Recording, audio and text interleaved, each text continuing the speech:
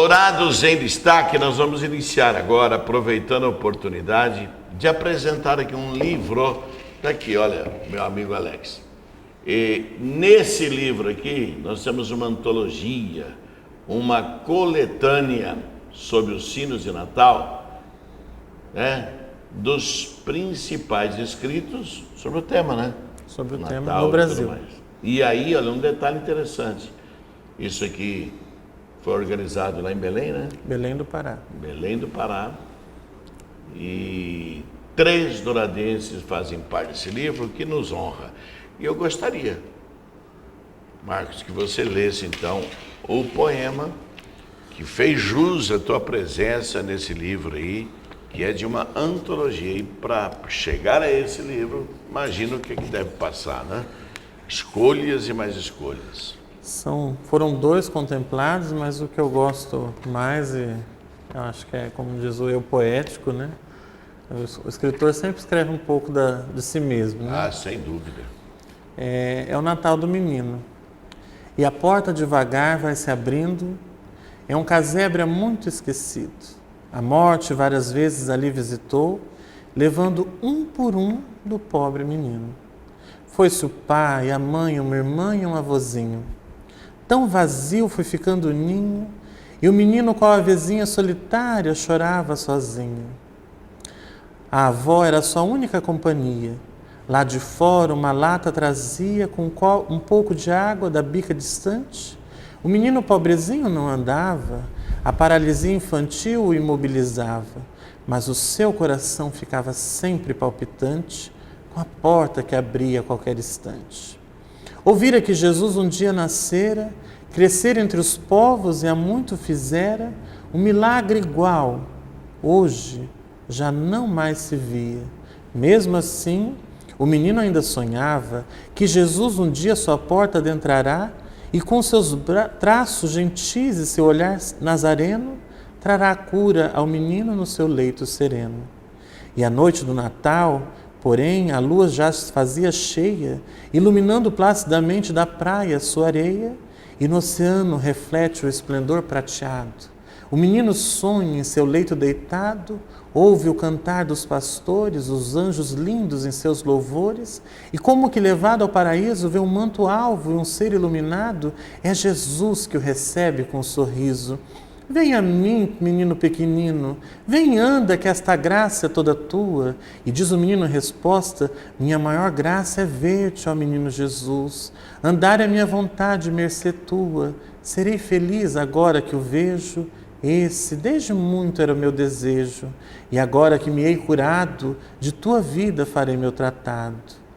Eis que o menino acorda deste seu sonho bom e na ânsia de ver a lua sai do seu barraco. Caminha na praia de luar, na areia em tom prateado e persegue logo o que havia alcançado. Estava andando e viu o que já havia andado e feliz fora o seu Natal com o Filho de Deus ao seu lado. Natal para si, para sua vozinha, para todos. Só foi real porque eu tinha amado. Só foi real porque eu tinha amado. Bonito esse final, hein, Silvio? Interessante a gente lembrar uma coisa, né? Que filmes, livros, poemas, eles são maravilhosos no seu fim, né? Porque parece que ele tem que dar um corolário ali para dizer, olha, tudo que eu queria dizer eu disse. Eu considero que a poesia e a música, elas são estreitamente ligadas. Sumamente ligadas. E a cadência das palavras, né? Eu me destaco muito nessa composição do ritmo, né? E como você começou, a gente conversando antes da entrevista, a questão de qual que seriam as diferenças, né? Às vezes a trova, o soneto, ele tem a métrica, né? E tem aquele segmento, ou decassílabos, ou, né? Oitavas e tal, e ele tem essa questão do som, mas muitas vezes ele fica muito preso, né? E a prosa poética, que é o estilo que eu adotei, né? Em muitos concursos brasileiros eles não são aprovados por conta da prosa poética, porque ela é pouco entendida, né, nesse universo. Muita gente que é preciosa, né? Não critico os colegas que utilizam, e mesmo porque o cordel tem que ter uma regra, né? É um modo de se fazer. Mas são aspectos diferenciados, né? O cordel ele tem uma métrica, né? Ele tem um modo de terminação de rimas que você tem que seguir. A B, né? A primeira rima com a terceira e assim você tem que fazer naquele formato.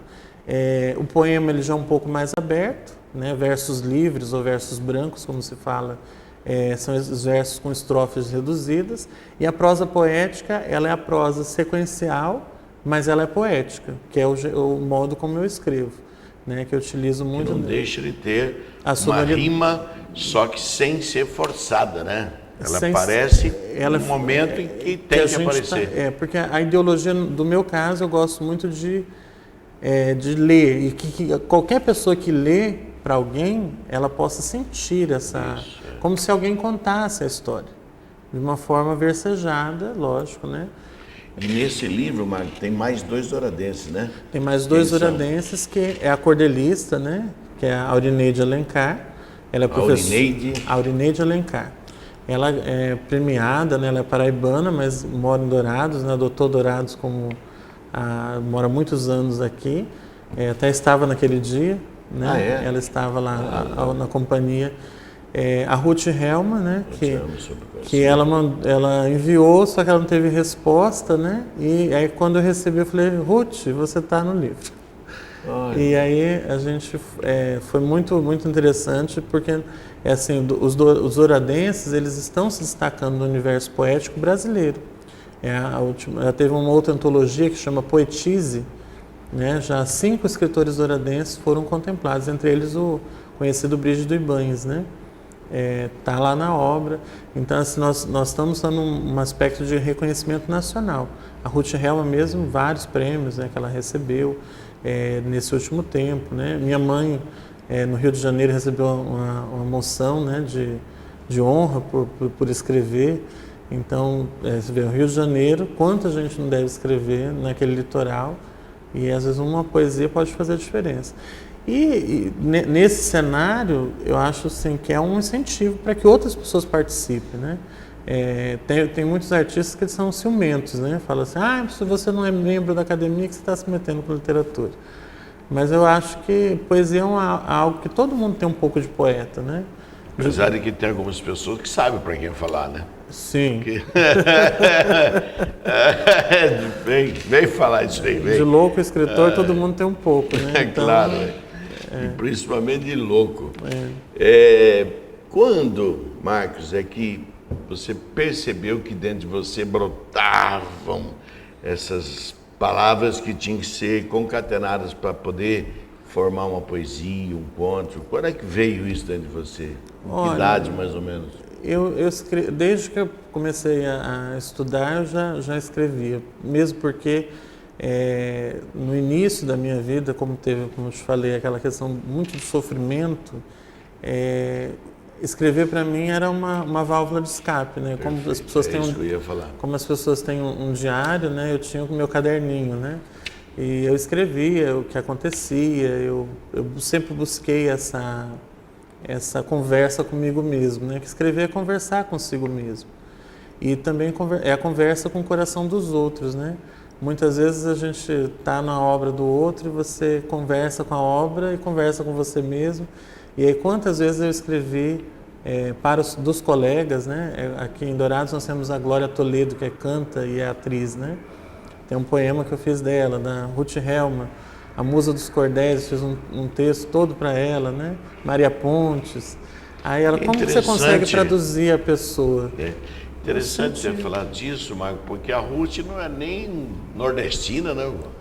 E gaúcha, cordel, né? Então, gaúcho com origem alemã, fazendo cordéis, que é um nascimento do Nordeste. A própria Odila Lange. Também outra gaúcha, né?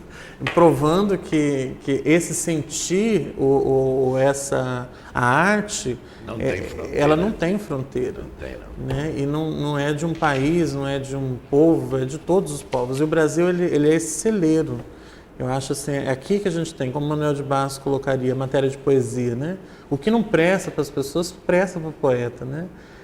Quantas coisas assim, você vai produzindo uma madeira velha na estrada, né? Às vezes uma planta que caiu, uma árvore caída já dá um poema, né? Quando meu pé de ipê morreu, quebrou eu já escrevi um poema. Então são os fatos corriqueiros da vida. Um cachorro que ganha ali na feira que você está passando, você olha um cachorro cheio de sarna, você começa a imaginar por que ele chegou até aquele ponto. Um ser humano caído, né? É verdade. São todas as coisas. Como é que é gostoso falar com um poeta, nós temos aí, tu fica sonhando, né? Porque na verdade o gostoso é quando você lê algo e fica imaginando a cena, né? Lá, o cachorro caído lá no chão e tal.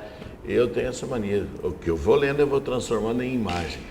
Dourados em destaque, destacando a figura extraordinária deste poeta Marcos Coelho Cardoso, que além de poeta, é contista e tantas outras coisas mais. Vamos e voltamos já.